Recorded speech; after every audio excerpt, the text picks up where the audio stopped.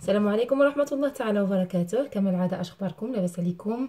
الحمد لله. نتمنى تكون الأحوال ديالكم طيبة. هذا النهار هذا كنت غادي نعد الغدا ديالي، وانا نقول لاش ما نشعلش الفيديو ونشاركه معكم. يعني واحد الصينيه ديال الحوت، غادي تشوفوا الطريقه ديالي كيفاش كنديرها، وغادي يدخل فيها. غادي نوريكم بعدا المقادير باش من بعد عاد نقد. يلا دابا حطيت هاد المكونات باش نقد عاد ما نضر. المهم نوريكم في الاول شنو غادي ندخل فيه. ها هو هاد السمك هذا كيفاش كيتباع عندنا، جامد. هاد النوع ديال هاد الحوت تنجبدوه ونغسلوه من الثلج. شتيها نوريكم كيفاش كيتباع عندنا. يعني السمك فري ما كاينش، كنشريوه ديما جامد. غادي يدخل في هاد الطاجين ديالي. غندخل معاه قليل من الكرافس. عاود بغيت نشاركو معكم تشوفوا يعني الكرافس اللي كنشري انايا. ها كنشري الساق ديال الكرافس، ما كاينش الورق، مقطعين. كيبيعوا الساق ديال الكرافس هذا كيدير اورو ونص، يعني 15 درهم هذا الساق هذا. يعني هما الوراق كيحيدوهم كيبيعوا، يعني الفائده كلها في الساق. وانا غادي نقاد المسائل باش نكملوا، باش نوريكم يعني المقادير اللي غندخل في الطاجين ديالي وغتشاركوه معايا. احنا قادينا وجدنا يعني شنو غادي ندخل فيها. ها هما الحوتات ديالي. اي حوت عندكم غتستعملوه بطبيعه الحال. انا هادو هما الحوتات اللي عندي. ها هما كيكونوا منقيين، يعني جاهزين للاستعمال. غسلتهم حيدتهم غير الثلج. عندي غادي ندخل مع في الخضر اللي غادي نستعملها مع الطويجين الطاجين. عندي هاد الكرافس اللي وريتكم غنستعملها، غير هاد العويد كيعطي واحد الرائحه للخضر. يعني جربوه غتشوفوا. بصيله وحده، جزره وحده، هاد 5 ديال الحبه ديال البطاطس صغيورين لان الحجم صغير عندي. كل وحده غدير الكميه اللي بغات. شويه ديال الفلفل الالوان، يعني قلت لكم ديما عندنا جامد. قليل من البازلاء الجلبانه غير للتزيين، يعني كيعطي المنظر حتى هو. 2 فصوص ثوم محكوكين حامضه باش غنعصروها مع الشرموله.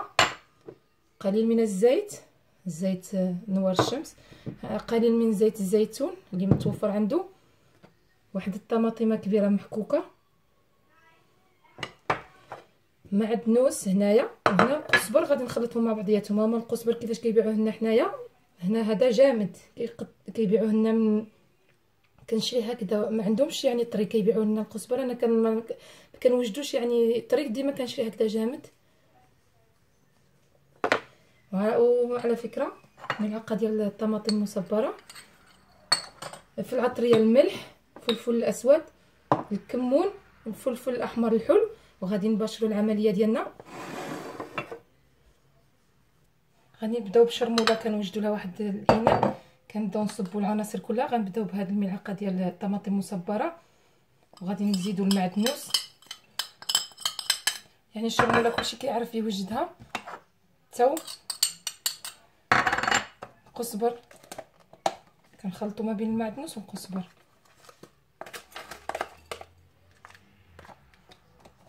كيكون عندهم مفروم يعني واحد الفرم. طماطم محكوكه حبه كبيره، وكنزيدوا دابا العطريه معاهم. ملعقه ديال الكمون، يعني تكون مملوءه شويه. ملعقه ديال الفلفل الاحمر الحلو، لان درنا الطماطم مصبره غتعطينا لون احمر، لان الطواجن كلهم يعني كيبغوا لون احمر. قليل من الفلفل الاسود. يعني شرموله كتبغي ديما زيت الزيتون، يعني كتعطيها واحد البنه اخرى. قليل من الزيت نوار الشمس.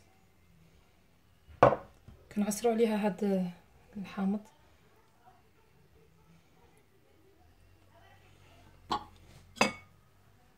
الحبات اللي طاحوا كنخلطوا نمزجوا العناصر كلها مزيان.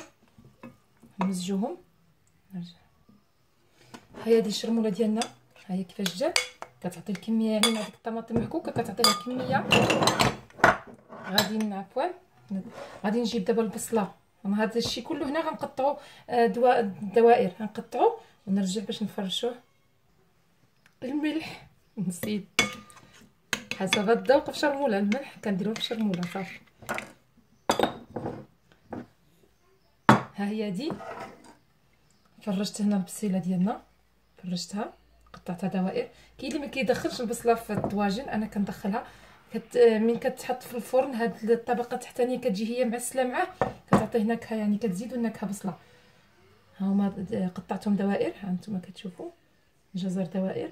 غادي نفرشهم هنايا، يعني كديروا ديك التفريشه ديالكم بطريقه كل واحد يدير اللي كيبغي، اللي كيدخل اي خضره كيبغي. حنا المهم كنتشاركوا صافي، الا كاينه شي استفاده يعني كل واحد كيستافد من الاخر وصافي. المهم انا غنفرش. هذا فرشته، كنجيبوا القليل ديال من هاد الصوص اللي عندنا وكنبداو نشروه نوزعوه من الفوق. قلت لكم جربوا ديك البصله من التحت، لان الطواجن انا عاده ما كيديروش فيها البصله. جربوها وتشوفوا غادي تعطيكم واحد النكهه. دابا هاد الصوص اللي بقى غادي نشرمل فيه. غادي نجيبوا الحوت ديالنا، ها هي نحلوا لها من هنايا. حنا عندنا هنا باقيين جامدين، يعني زربت عليها ما تسميتهاش تيهبط منها الثلج، يعني كنغلفوها كلها بهاد الشرموله هادي مباشره فوق هاد الخضر كنحطوهم. اللي عنده اي حوت المغرب يعني تبارك الله الحوت كله، يعني الانواع كلها موجوده. ها هي الاولى غنحطها. غادي ننظف يدي. نفس العمليه مع الثانيه، نحطهم ونكمل. حطيت هاد جوج ديال الحوتات ديالي، ها هما دول هنايا. غادي ندير في هاد الجليبيه وهاد الفلفله مقطعه الوان. ها هي ديك الشرموله كتبقى ديما هي، عاود فيها كنحركو ديما ونهزو. هذاك الكرافس، المود ديال الكرافس اللي قلت لكم ها هو، كنقطعوه هكذا كيعطي واحد النكهه. نخلط صافي، وهذا الشيء غادي نرشوه من الفوق غير الزينه، وكيعطي حتى هو المذاق الفلفل، يعني كلشي كيعرف الفلفله كتعطي المذاق في الطواجن. كنزيدو نصبو من الفوق القليل من الزيت، الا كان متوفر عندكم زيت الزيتون نصبوه كيعطيه المذاق رائع. ما متوفرش غير زيت نوار الشمس، الزيت ديالنا. واحد الحامضه مصيره، حامض مرقد، هذا كنعدلو هنايا في الدار كيستقل يعني ممتاز، كيبقى معايا مده طويله ما كيوقع له والو، ديما كيبقى شاد في اللون الاصفر. ان شاء الله شي نهار نشاركو معكم. ها هو كنحطوه هنايا ما بين هاد الحوتات. نصبو قليل من زيت الزيتون غنصبو من الفوق.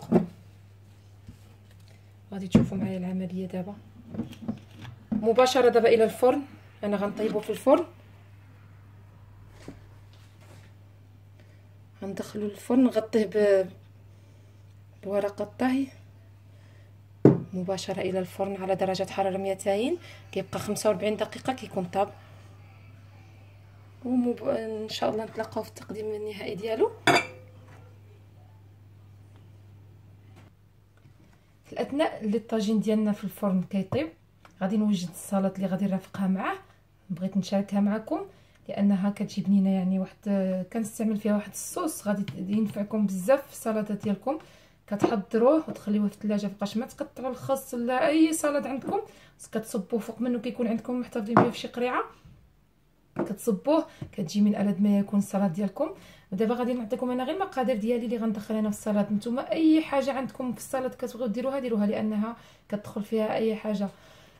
عندي هنايا هذا الخس، هذا الخس بحال الخس، نفس المذاق الخس، نفس شوفوا يقول كرومب هو خس.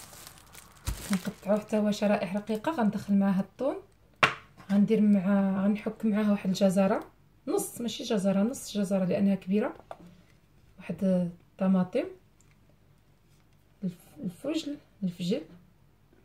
بصيله غنقطعها رقيقه لانها كتجي زوينه رقيقه في السلطه، ما تكونش غليظه. غندخل الشرائح ديال الفرماج اللي عنده يدخلوا، اللي ما عندوش نستغناو عليه، مجرد يعني كيعطي المنظر. غادي نوريكم دابا، غادي نقطع هذا الشيء. غادي نبدا. ها هو دابا هذا الخس ديالي انا قطعته هنايا، ها هو كيفاش كيجينا، شتي قطعته هكذا بهذه الطريقه. هذه هو الاول فرشته، وهادو اللي عندي غادي نستفهم هادشي كله كيرجع لكم، انا غادي نعطيكم لان الاهم حاجه خصني هي تعرفوا الصوص. اما المبدا السلطه كل واحد كيدير اللي بغا. غادي نقطعهم شرائح رقيقه ونرجع باش نستفوهم.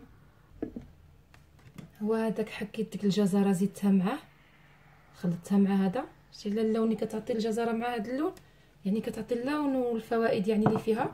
هاد قطعت هنا طماطم شرائح، الفجل الدواور، بصله، طون، فرماج هكذا قطعته على شكل طولي. غادي نبدا نزوقو. ستفت الطماطم من الجناب، الفجل دورته حتى هو على جناب، البصله كنفرتتها مع يدي. واللي ما كيبغيش البصله ما يديرهاش، اللي كيبغي يعني كتعطيني غير شويه ديال النكهه، ما كنبغيش نكثر. هذا الطون ديالنا كنوزعوه عشوائيا. ها كان يعني كاين اللي كيبغي يدخلوا معاه حتى البيض مسلوق، كيجي حتى هو المنظر، زوقوا به. انا مادام استخدمت الحوت والطاجين فيه الحوت ما نزيدش البيض مسلوق. يعني ما كانش عندنا الحوت كنت غندير البيض مسلوق، ولكن دابا من عندي الحوت ما بغيت. الفرماج الا موجود متوفر ضيفوه. الخيار ما عنديش متوفر. دابا غادي نخليوه جنب ونغسل يدي ونجيو باش نوريكم الصوص اللي غادي يترافق. الصوص ديالنا دابا، هذه هي الصوص، هي المبدا. انا علاش تشاركت معكم السلطه؟ من السلطه راه كل واحد كيدير اللي بغا. هذه كنجيب واحد القرعه، انا عندي هذه كان فيها العسل، لان الغطا ديالها ديال البلاستيك. كنفضل انني المطارد. درت 2 ملعقات كبيرين هنايا، كنضيف معاهم واحد الحامض على حساب الذوق ديالكم. الا باغيينو حامض، انا درت 2 ديال الملعقات ديال الحامض. كنضيفوا السوجه 2 ملعقات حتى هي، كتدخل فيها السوجه. هذا القليل من الفلفل الاسود، شويه الزيت، حتى كنعمروا النصف ديال هاد القريعه. هذا الصوص غيبقى عندي في الثلاجه، بقاش ما كندير شي سلطه هذه كنصيبو واجد. غادي نجيب الملح باش نزيدو والماء. نضيف الملح حسب الذوق كل واحد فيكم، وغادي نضيفوا الماء هو اللي غادي يخلط لنا هذا باش ما كيجيش فيه غير الزيت. كتضيفوا شي ربع كاس ديال الماء. الكميه كترجع لكل واحد فيكم. غادي نغطيوه بالغطاء ديال هاد القرعه وغادي نخلطوه مزيان. نبقاو نديو نجيبو فيه حتى غادي نحتفظوا به دابا في الثلاجه. فاش ما درنا شي سلطه كيكون واجد جاهز. غير الخص بوحدو كتصبوا فوق منه كيجي كيتبدل يعني المذاق كله. ها نتوما حاولوا تشوفوا معايا من الداخل كيفاش جا، شفتوه؟ ها هي شوف. والخردل راكم عارفينه صحي، جربوه وغادي تشوفوا. وغادي تعطيوني الخبر في التعاليق. جربوه وغادي تشوفوا. يعني عطيتكم واحد الصوص من اروع ما يكون مع السلطات. دابا غادي نحتفظ به حتى نبغي نقدم الطاجين ديالي. عاد غادي نزوق به هاد السلطه ديالي. غادي نصبو من الفوق كلها. من نكون غنصبو نرجعو. هذه السلطه ديالنا ديما مع التحريك. الا كان عندك في الثلاجه ديما حركيه مزيان. كتهزيه هكذا وتصبي فوق من صبي فوقها بحال هاد الطبيس. انا غنصب شي 4 ديال الملعقات ولا. وتذوقوا الملح وتذوقوا الحامض. الا كان ناقص كتزيدوه. تقدروا تخلطوا هاد المكونات كلها، ولا كتخليوها حتى تبغيو تناولوه وكتبداو تخلطوا من كتبغيو تهزوا.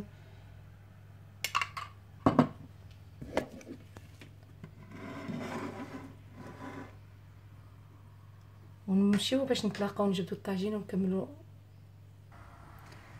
هيا الطويجين ديالنا من بعد ما طاب لي في الفرن. ها هو كيجي يعني مقلي زوين. انا كنبغي حتى كينشف منه الماء. كنبغي داك التحمر اللي كيكون في الاسفل ديالو. ويا سلام لو كان هذا الطاجين يعني لو كنت في المغرب غادي نصيفطو للفرن ديال الزنقه. كيجي من ألذ ما يكون في الفرن ديال الزنقه، وحتى في الفرن ديال الدار يعني ما بيهش، ولكن ماشي بالبنه ديال الفرن ديال الزنقه. هما كما كتشوفوا. وهذه السلطه ديالنا ها هي. صبينا فوق من هذاك الدريسينغ ديالنا الصوص. وان شاء الله جربوا هاد الشيوات، يعني غدا خفيف بسيط. وان شاء الله تنال الاعجاب ديالكم الا جربتوهم وتناولوهم. ان شاء الله تكون استفدتوا مني ولو القليل، لان تبارك الله كل واحد عنده الاستفاده ديالو، كل واحد كيعرف يعني المطبخ ديالو. ونتلاقاو ان شاء الله في شيوه اخرى، والى اللقاء مع شيوه اخرى. تناولوهم الى جربتهم بالصحه والعافيه. الى اللقاء. فعلوا الجرس ليصلكم كل جديد.